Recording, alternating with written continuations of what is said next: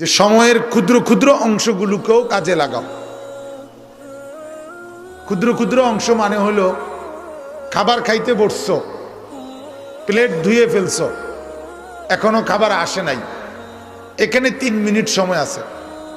এই 3 মিনিট সময় মোতালা করো, এই 3 মিনিট সময় জিকির করো, এই 3 মিনিট সময় কোরআনুল কারীম তেলাওয়াত করো। 3 আয়াতই হোক, 2টা আয়াতই পড়তে পারছো, এতটুকুও গনিমত। যে অবসর হবে 3 ঘন্টা হাতে পাবা, তারপরে জিকির করবা, তার কি নিশ্চয়তা আছে যদি না পাও? এখন 1 মিনিট হাতে পাইছো, 1 মিনিটেই বল।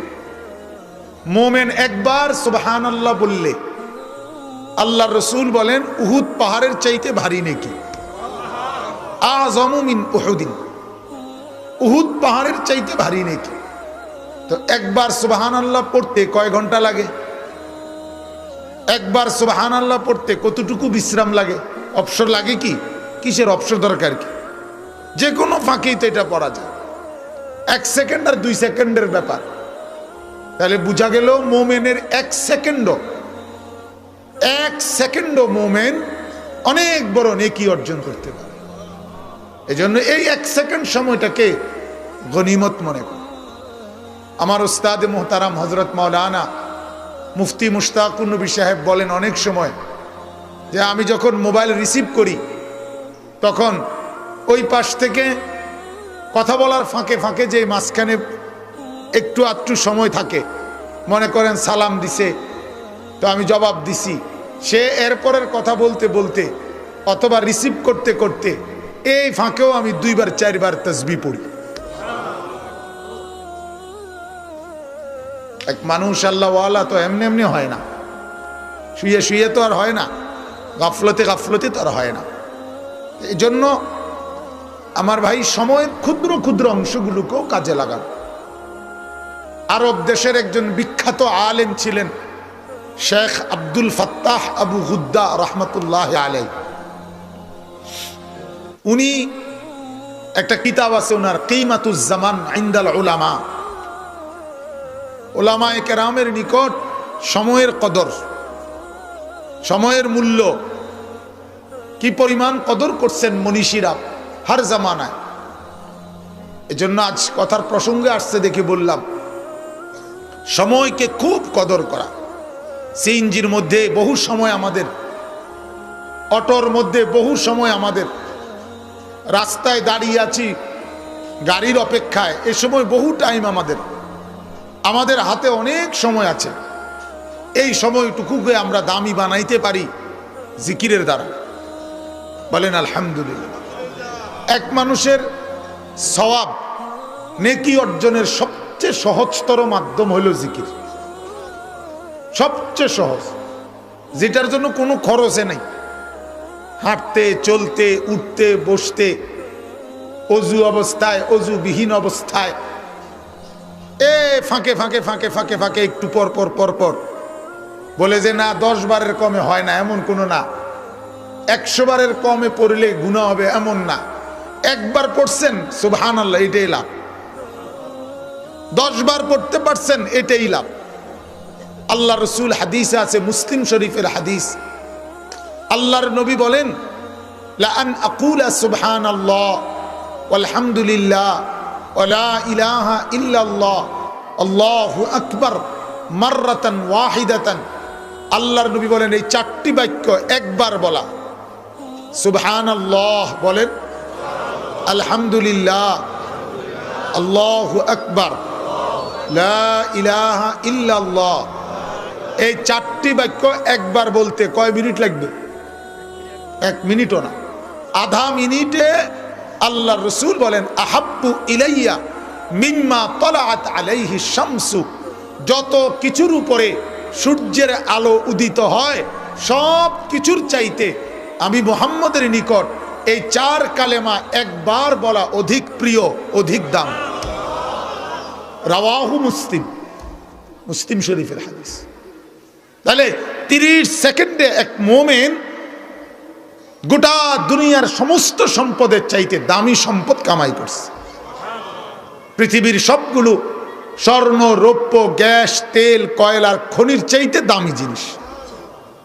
এই জন্য আমার ভাই, জিকির এটা এমন এক মাধ্যম, এমন একটি ইবাদত যেটা সারাদিন করা যায়, সব সময়ই করা যায়।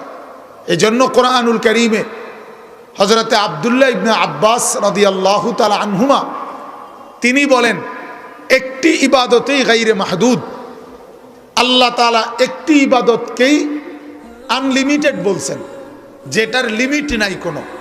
10 বার না 200 বার, 200 বার না 400 বার, 400 বার না 800 বার, না আনলিমিটেড। গায়রে মাহদুদ, যেটার সীমা নাই, সেটা হলো উযকুরুল্লাহ যিকরান কাসীরা, যিকরান কাসীরা।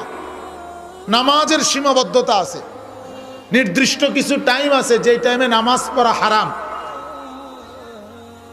রোজার নির্দিষ্ট টাইম আছে, নির্দিষ্ট কয়েক দিন আছে যে দিনগুলোতে রোজা রাখা হারাম।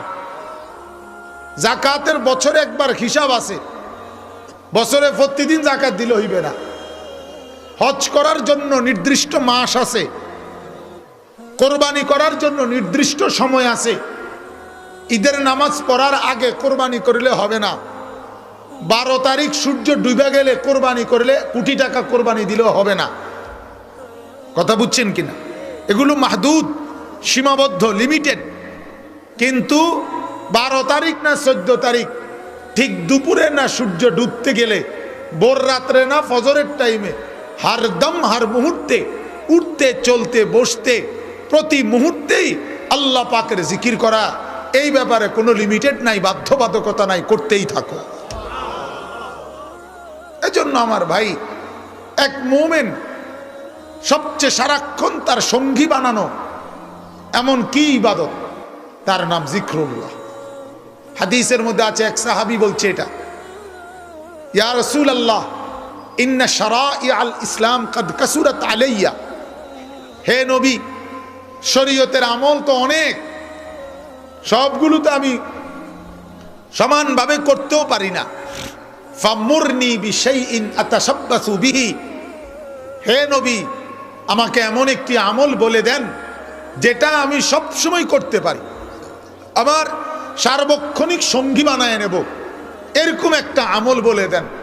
আল্লাহ রসুল বললেন, লা ইয়াজালু লিসানুকা রাতবান বিযিকরিল্লাহ, তোমার জিহ্বাটা সারাক্ষণ আল্লাহ পাকের জিকির দ্বারা ভিজায় রাখবা। এইটা হলো চলমান আমল, চলতি ফিরতি আমল, সারাক্ষণের আমল। সেটা কি?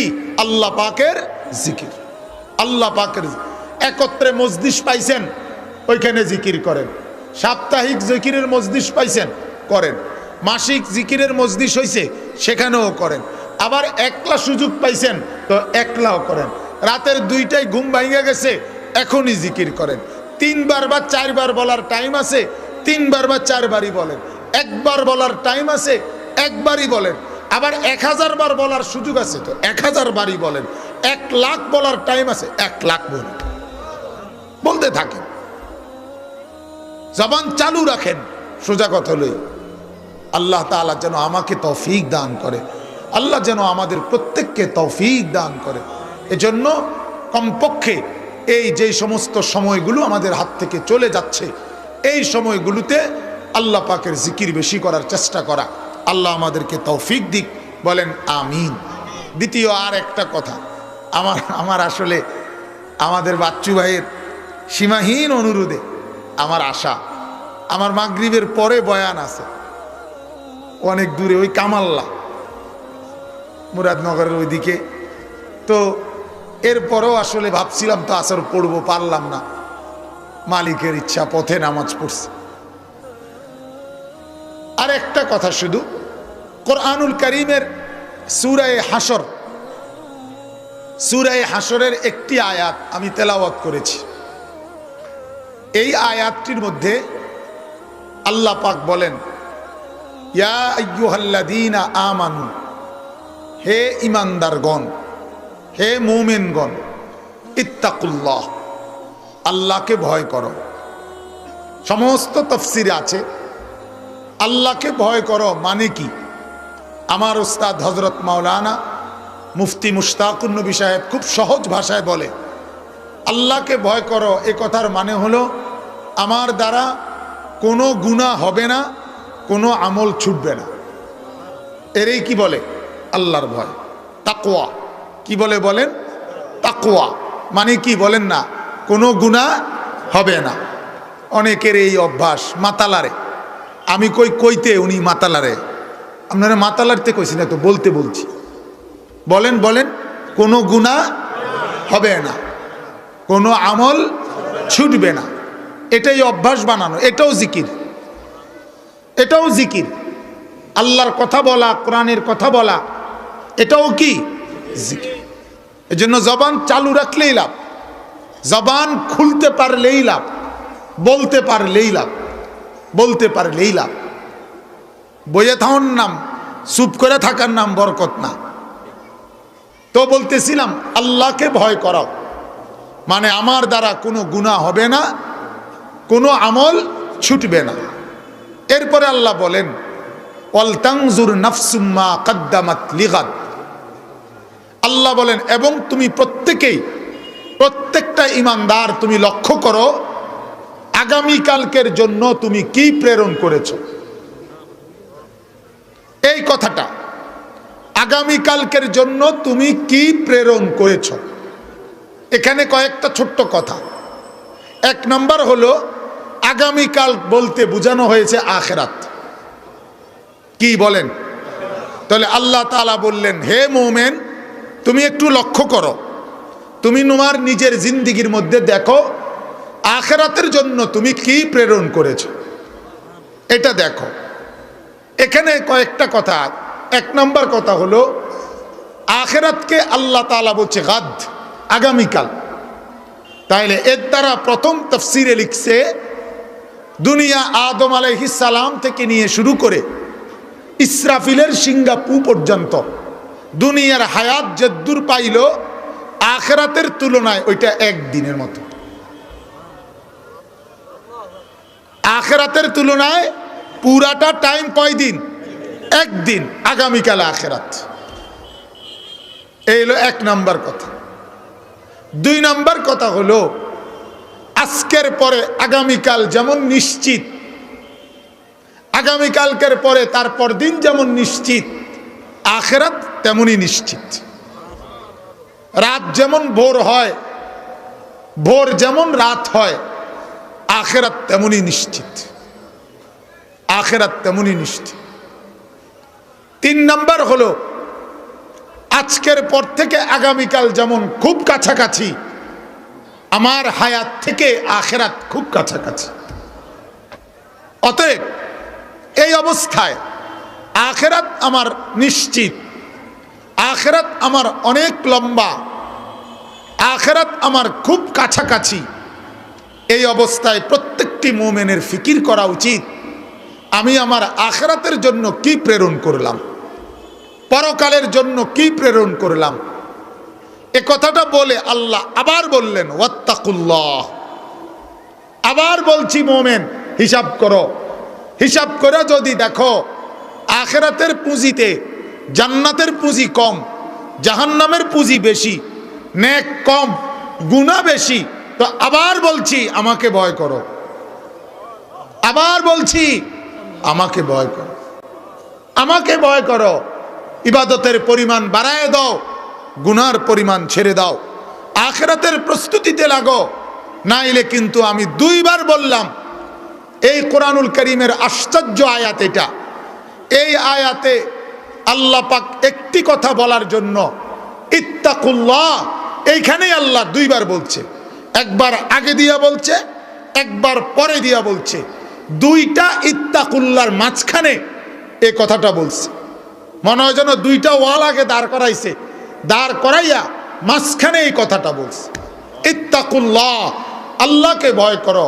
আবার কথাটা সাইরা আবার বলছে আল্লাহকে ভয় করো। মাঝখানে বলছে আখিরাতের জন্য কি প্রেরণ করেছ, আগামীকালকের জন্য কি প্রেরণ করেছ সেটা একটু দেখো। এরপরে আল্লাহ বলেন ইন্নাল্লাহা খাবীরুম বিমা তা'মালুন। বাকি তুমি যদি দেখো বা না দেখো, তুমি হিসাব করো বা না করো, তুমি খেয়াল করো বা না করো, আমি রব্বুল আলামিন তোমার সমস্ত কৃতকর্ম পুরা খবর রাখছি, আমি গাফেল না। ওয়ালা তাহসাবান্নাল্লাহা গাফিলান আম্মা ইয়ামালুজ জালিমুন। আল্লাহ বলে জালেমরা যত পাপ করে, যে যা কর্ম করে, তারা যেন আমি আল্লাহকে গাফেল মনে না করে। আল্লাহ কি গাফেল? নাউযুবিল্লাহ। আল্লাহ কি বিশ্রাম করে? আল্লাহ কি ঘুমায়? আল্লাহ কি তন্দ্রা যায়? ওমা মাসসানা মিন লুগুব। আল্লাহ বলেন আমাকে ক্লান্তি স্পর্শ করে না। লা ইয়াদিল্লু রাব্বি ওয়ালা ইয়ানসা। আমি পথ হারাই না, আমি কিছু ভুলেও যাই না। লা তাখুযুহু সিনাতুন ওয়ালা নাওম। আমার চোখে তন্দ্রাও নাই, আমার চোখে ঘুমও নাই। আমি খবীর, আমি পুরা খবর রাখি। আমি সামি', আমি সব শুনি। আমি বসীর, আমি সব দেখি। আমি আলিম, আমি সব জানি। আমি কদির, আমি পুরা শক্তি রাখি। আমি জুল জালাল ওয়াল ইকরাম, আমি প্রবল প্রতাপান্বিত ক্ষমতাশালী। আমি জুনতিকাম, আমি প্রতিশোধ গ্রহণকারী। আমি সারিউল হিসাব, দ্রুত হিসাবকারী। আমি সারিউল ইকাব, দ্রুত শাস্তিদাতা। আমি আল্লাহ ফাআলুল লিমা ইউরিদ, যা মন চায় তা বারবার করতে পারি। খেয়াল করা, এজন্য খেয়াল করা। আল্লাহ তাআলা বলেন খেয়াল করা, আমি গাফেল না, আমি পুরা খবর রাখি।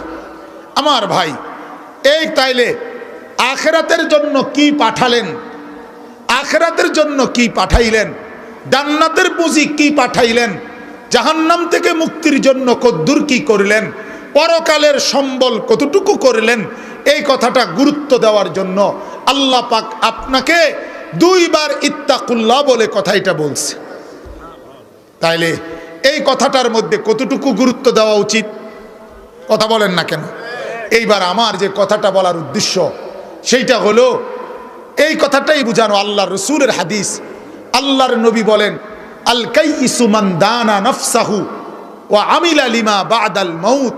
নবী বলেন বুদ্ধিমান সে, বিবেকবান সে, বিচক্ষণ সে। আল্লাহর রাসূল বলে যে তার নিজের হিসাব করে আর মৃত্যু পরবর্তীর জন্য আমল করে।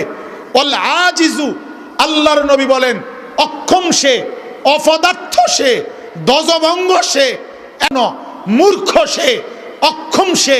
মান আতবা নফসুহু হাওয়াহা, যে তার নিজেকে তার নফসের কুমন্ত্রণা আর খাহেসাতের দিকে ছেড়ে দিছে, নিজের যা মন চায় তাই করছে। ওয়া তামান্না আলাল্লাহ, আর আল্লাহর বেলায় আইসা আশা করছে আল্লাহ ভরসা, আল্লাহ মাফ করে দিব। চুরি চলুক, ডাকাতি চলুক, জিনা ব্যভিচার চলুক, হারামখোর, মদ জুয়া, সুদ ঘুষ সমস্ত অপরাধ করছে আর বলে আল্লাহ ভরসা, আল্লাহ মাফ করে দিব। আল্লাহর রাসূল বলে ওইটা অপদার্থ, অপদার্থ, অপদার্থ। এটা আজেস, অক্ষম, এটা দজভঙ্গ, এটা হারবাল ওষুধ খাওয়া দরকার, হারবাল ওষুধ খাওয়ার দরকার। বলেন নাউযুবিল্লাহ। আমার ভাই, এজন্য আল্লাহর কোরআনের এই আয়াত, রাসূলের এই হাদিসের আলোকে আমি শুধু এই একটা কথাই বলতে চাই। 31শে ডিসেম্বর রাত, একটি রাত পার করে 1 জানুয়ারি একটি নতুন বছরের শুরুতে, রাত শেষে আরেকটি বছরের শুরুতে, একটি বছরের বিদায় লগ্নে আরেকটি বছরের আগমন লগ্নে একজন মোমেন, একজন ঈমানওয়ালা, একজন কালেমাওয়ালা, একজন লা ইলাহা ইল্লাল্লাহ বলনেওয়ালা, তার দরকার ছিল এই হিসাব করা যে গত একটি বছরে আমার আখিরাতের জন্য আমি কি পাঠাইলাম। আমার নামাজ গত 1 বছরে পড়ছি কদ্দুর, ছেড়েছি কদ্দুর, জাকাত দিলাম কদ্দুর, দিলাম না কদ্দুর, দান সদকা করলাম কদ্দুর, ফিরায়া দিলাম কদ্দুর, হালাল খাইলাম কতটুকু, হারাম খাইলাম কতটুকু, আল্লাহর হুকুম মানলাম কতটুকু, আল্লাহর নাফরমানি মানলাম করলাম কতটুকু। একজন ইমানদার, বিবেকবান, বুদ্ধিমান, বিচক্ষণ, তার জন্য উচিত ছিল এই হিসাব করা। কিন্তু এই একটি বছরের বিদায়ে আরেকটি বছরের আগমনে শিক্ষিত হোক আর অশিক্ষিত হোক, কলেজ পড়ুয়া হোক আর ইউনিভার্সিটি পড়ুয়া হোক, যেই সমস্ত যুবকেরা, যেই সমস্ত যুবতীরা, যেই সমস্ত পুরুষেরা, যেই সমস্ত নারীরা একটি রাতকে উদ্দাম নাচ গান আর ড্যাক্সেট আর ব্যান্ড শো আর বাজনা বাজায়া নতুন বছরকে উদযাপন স্বাগত জানাইলো, বিগত বছরকে বিদায় জানাইলো, আল্লাহর কসম, রব্বে কাবার কসম, ওরা এই জগতের সবচেয়ে বড় মূর্খ, নাদান, বেওকুফ ছাড়া আর কিছু না।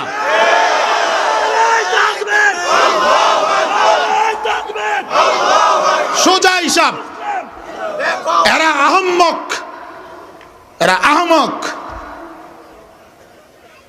স্পষ্ট প্রমাণ এটা। এদের বাংলা বই এদেরকে সভ্যতা শিখায় নাই, এদের অঙ্ক বই এদেরকে ভদ্রতা শিখায় নাই, এদের ইংরেজি বই এদেরকে ভদ্রতা শিখায় নাই, এদের পদার্থ বিজ্ঞান এদেরকে ভদ্রতা শিখায় নাই, এদের জীববিজ্ঞান এদেরকে ভদ্রতা শিখায় নাই, এদের রসায়ন বিজ্ঞান এদেরকে ভদ্রতা শিখায় নাই। আল্লাহর কসম, যদি আরেকবার ভদ্রতা শিখতে হয়, বুদ্ধিমান আর বিচক্ষণ হতে হয়, রব্বে করিমের কোরআনের কাছে আসতে হবে, নামাজের সেজদার কাছে আসতে হবে। আহম্মক বেকুবেরা বলে আমরা বেকুব, তুই বেকুব বেটা, আমরা নাকি বেওকুফ। আমরা গোলামির সেজদা করেছি, আমরা গোলামির সেজদা করেছি, আমরা 5 ওয়াক্ত নামাজ জামাতের সাথে সেজদার সাথে আদায় করেছি। মদে মাতাল যুবক, তুই শিক্ষিত হও কেমনে? নাচ গান আর ফুর্তি করো, তুই শিক্ষিত হও কেমনে বেটা? তার সিরার মতো ড্যাকসেটের লগে নাচো, তুই শিক্ষিত হস কেমনে বেটা? বেওকুফ বেটা, মূর্খ কোথাকার, আহমক ছাড়া এগুলা কি? এজন্য আমার রসুলের কথা এটা। আমরা এজন্য কোনোভাবে হীনবল বা মনোবল হারা হওয়ার কোনো দরকার নাই। আলহামদুলিল্লাহ, কোরআনের আলোকে, সুন্নার আলোকে, কোরআনওয়ালা, নামাজওয়ালা, জিকিরওয়ালা, তসবিহওয়ালা, ঈমানওয়ালা, আমলওয়ালা সেই বুদ্ধিমান। বলেন আলহামদুলিল্লাহ, বলেন আলহামদুলিল্লাহ। এজন্য আমার ভাই, বছরের শুরু, 2020-এর শুরু, আজ 2 জানুয়ারি, বছরের শুরু চলতেছে। এখনো আমাদের প্রত্যেকের উচিত নিজেদের জিন্দেগির হিসাব করা, বিগত দিনের গুনাহ মাফের জন্য আল্লাহর কাছে ইস্তিগফার করা, আগামী দিনে নেক আমল করার জন্য আল্লাহর কাছে সাহায্য কামনা করা। আল্লাহ তাআলা আমাদেরকে তৌফিক দান করুক। বাংলাদেশ মুজাহিদ কমিটির এই বিশাল আয়োজনকে আল্লাহ তাআলা ভরপুর কামিয়াব করে দিক, আল্লাহ বরকতে বরকতে পরিপূর্ণ করে দিক। আল্লাহ তাআলা আমাদেরকে যেন দ্বীন ও ঈমানের যেই কোনো ক্ষেত্রে সর্বোচ্চ নজরানা ঈমানের পেশ করতে পারি, আমলের পেশ করতে পারি, আল্লাহ যেন আমাকে আপনাদেরকে তৌফিক দেয়। আমিন। সুবহানাল্লাহি ওয়া বিহামদিহি, সুবহানাকাল্লাহুম্মা ওয়া বিহামদিকা, আশহাদু আল্লা ইলাহা ইল্লা আনতা, আস্তাগফিরুকা ওয়া আতুবু ইলাইক।